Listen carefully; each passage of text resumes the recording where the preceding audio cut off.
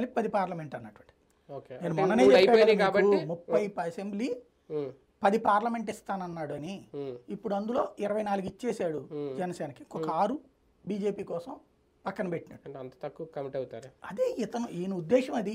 అందుకు ఇష్టమైతే రండి లేకపోతే లేదనేటువంటిది లోకేష్ ఈయన కలిపి చెప్తున్నటువంటి మాట ఉమ్, ఉమ్, అది. అందుకు ఇష్టమైతేనే రండి, ఉమ్. లేకపోతే ఇప్పుడు మేము మీకు ఇచ్చేసి ఓడగొట్టుకుని మేము ఎందుకు చేసుకుంటాం అనేటువంటి రూట్లో ఉన్నారు ఇప్పుడు. తెలుగుదేశం పార్టీలో కాంట్రవర్సీ అవుతుంది అనే స్థానాలని పక్కన పెట్టారా ఇప్పుడు సెకండ్ లిస్ట్లో? ఎందుకంటే విజయవాడ వెస్ట్ గురించి ఎలా గొడవలు అవుతున్నాయి, ఆయన ఏకంగా రక్తాభిషేకం చేసుకోవడం, ఇవన్నీ పెందుర్తి సీటు కానీ ఇలా కొన్ని అనకాపల్లి ఒక్కటి డేర్ చేసి అది ఈయనకి ఇచ్చేసారని ఆయన పేరు కూడా ప్రకటించేసుకున్నారు కొంతల రామకృష్ణ.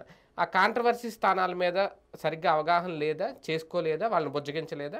నెక్స్ట్ టైం ఏమన్నా జరుగుతాయి? అట్లేం లేదు, చాలా కాంట్రవర్సీ సీట్స్ ఇచ్చేసారు కదా. ఇప్పుడు రాయచోటి ఇచ్చేసేసారు, అవును, తర్వాత ఏది ఇతని పేరేంటి బోండా ఉమాకి ఇచ్చేసారు, అవును, సెంట్రల్ దేరామోహన్కి ఇచ్చేసేసారు. అవును. ఇప్పుడు జనసేన అడిగేటువంటిది విజయవాడ సెంట్రల్ కూడా వాళ్ళకి, మన బీజేపీ అడిగేటువంటి అంటే వెస్ట్ కూడా ఇచ్చేసారు కదా.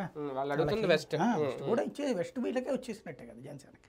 చెప్పలేదు, వెస్ట్ ప్రకటించలేదు. ఈయన సీట్లు ఏంటో ప్రకటించలేదు జనసేన అని భయపడుతున్నాడు ఇంకా ప్రకటించడానికి. లేదా ఈయన ఆపుంటాడు చంద్రబాబు, నువ్వు ఇప్పుడే వదిలే మా వాళ్ళ గొడవలన్నీ అయిపోయాక చెప్దు కానీ. అదేదో ఇప్పుడే చెప్పేస్తే తిట్టుకునేదో కొట్టుకునేదో 1 రోజు 2 రోజులు వెళ్ళిపోతుంది. ఇప్పుడు ఇది అయిపోయాక జనసేన చెప్పింది అనుకోండి, మళ్ళీ కొట్టుకుంటారు కదా. అప్పుడు జనసేనకి ఏమేమి ఇస్తున్నారు చెప్పేసినప్పుడు ఆ సీట్స్ అనౌన్స్ చేసేస్తే పోద్ది కదా.